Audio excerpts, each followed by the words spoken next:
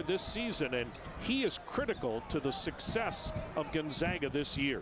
As deep as they are, he's one of those guys that you can't really replace that. Well, you got to have a go-to guy. It's Pargo on the outside, and it's Heitfeld on the inside. So you have two guys like that on the team. That's the kind of team that goes to the Final Four. This is the biggest Gonzaga lead, 31-24. This is Pritchard against Heitfeld, working the baseline. Tough pass, Williams not able to save it. So Indiana, 2 turnovers, no shots here in the second half. Well, that's what will kill a team trying to stay in the ball game. Indiana's got to find, or they get in trouble when they take that ball on the baseline, and then Gonzaga uses their high. Look at Heitfeld's got the 9 points, Sacre 6 rebounds, and Bolden 4 steals. So although Bolden hasn't scored, which he can do, he's made it up on the steal end. Oh my! How about that quick move by Austin Day? And Gonzaga's lead is 9, the largest of the game, 1 minute into the second half. And Indiana is in an area, again, of a danger zone where they just can't afford to fall any further back. Williams banging with Downs. This is Dumas with 9 to shoot. And Indiana starting the offense again, so it's hard to get a good shot when you're at 10 seconds just starting the offense. This is Pritchard against Heitfeld. He better hurry. Didn't get the shot off. That's another turnover. Good defense again by Gonzaga. Let's look at Gonzaga on the offensive side. They couldn't have started defensively any better, but watch a slip screen there by Day. He fakes setting a screen and cuts right to the basket. Indiana doesn't react in time, and that's a dunk shot. This half, just the way Mark Few wanted to start it. How many times do you hear coaches say the first 2-3 minutes of each half are critical? And right now Gonzaga is dominating. Heitfeld, the long rebound, the jump hook, got it. And Gonzaga has gone from a 5-point halftime lead to now up by 11. Indiana needs a timeout. The Hoosiers still not able to get a shot off in the second half, but have turned it over 3 times in the first 2 minutes of the second half. Josh Heitfeld's jump hook puts the Zags up by 11. Back at Lucas Oil Stadium, Gonzaga 35-24. This is how you slip the screen. Darren Day does a great job. As he comes over, he pretends he's going to set a screen, and at the last second cuts right to the basket, and Tabor's way out of position. Can't guard Day, and he takes it in for an easy stuff. So the Indiana Hoosiers have seen Gonzaga just dominate the first 2 minutes of the second half. Indiana down 11. Pritchard against Heitfeld. In traffic, called for traveling, and Indiana still hasn't taken a shot. 4 turnovers this half. And we are pleased to be joined here by a former standout of the Indiana Hoosiers, Walt Bellamy, and great to have you with us, Walt. Good to be with you, John. This guy's a legend in Bloomington, Indiana, Tom. I want to tell you, late 50s, graduated in 1960, played on the 1960 U.S. Olympic team in Rome, one of the greatest teams of all time, really, Walt. Well, I would like to think it was the best team. It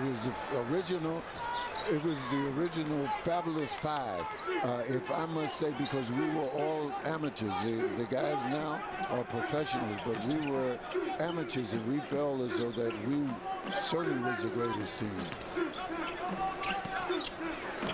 14 on the shot clock. This is Williams. Indiana desperate for a basket.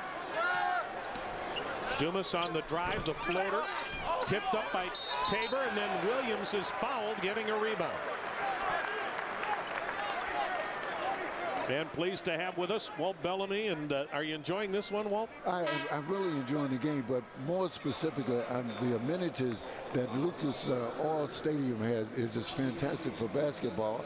I'm delighted that Indiana University, none other, will be playing their first game in this Lucas Oil Stadium, first basketball game. This is truly a fine facility. It's an amazing building. Right now, Indiana could use you down low, Walt. They're a little short. Well, we're having some concern. However, the only thing we need is a break now. But let me also say that Indiana University made a fabulous choice in picking Coach Crean. They not only did that, but they gave him some time to work on it. He is a tireless worker, and all of the fans in Indiana, we can just hold out, and see if we have a good class coming in next year. We're just holding out until next year we get into the grain of it, and Tom Crean is going to make all of us happy. Walt, at 6'11", you played Indiana. You're one of the tallest guys in the country, let alone the Big Ten. Gonzaga has 5 players 6'11" or taller. It sure is different in today's basketball game, isn't it? Yeah, absolutely. And they have 4 players on this team that really have some tremendous ability. And I'm sure this is a good club. And Indiana, again, I think with the wisdom of Tom, Coach Crean, I think he is picking any team, anyone that comes up to get that experience. And again, I'm personally just excited about basketball at Indiana for centuries to come. Basketball wasn't on TV as much in your day, Walt, but you played for the great Branch McCracken, the coach at Indiana, and he was a terrific coach. We got 2 fine coaches here. What are some great memories you have of Branch McCracken?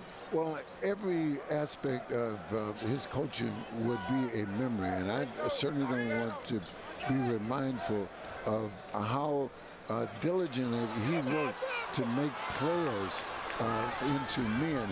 He never created a scenario that he wanted a tremendous basketball player. He wanted basketball players to be a success in life, and that's one thing that we could pick up, but that has been the tradition of Indiana basketball. Well, Walt, we really appreciate you joining us today, and continued success and good health. Thank you very much for having me.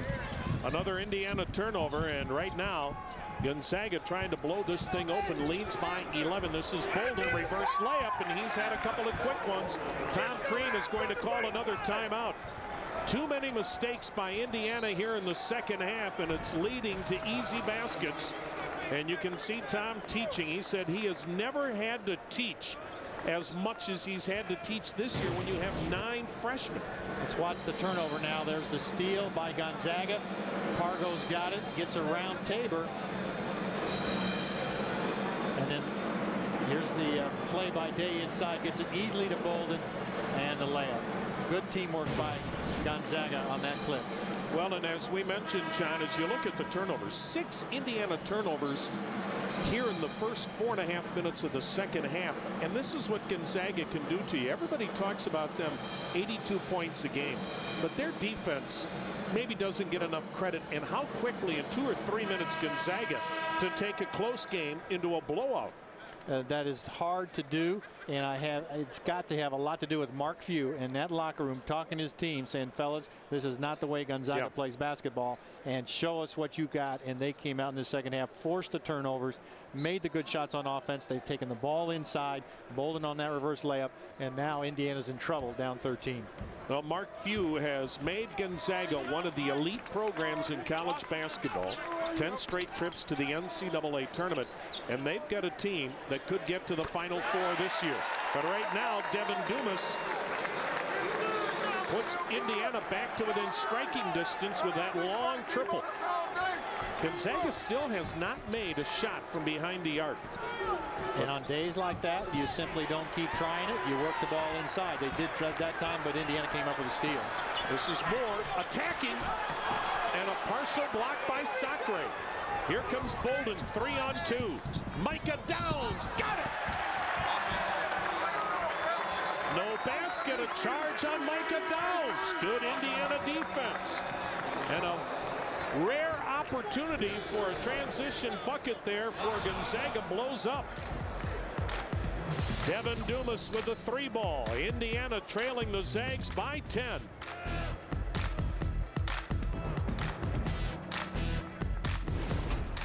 Gonzaga leading Indiana 39-29 as we've played just over 5 minutes in the second half. Normally in this building, it's Peyton Manning with touchdown passes galore. Today, the first ever college basketball game at Lucas Oil Stadium.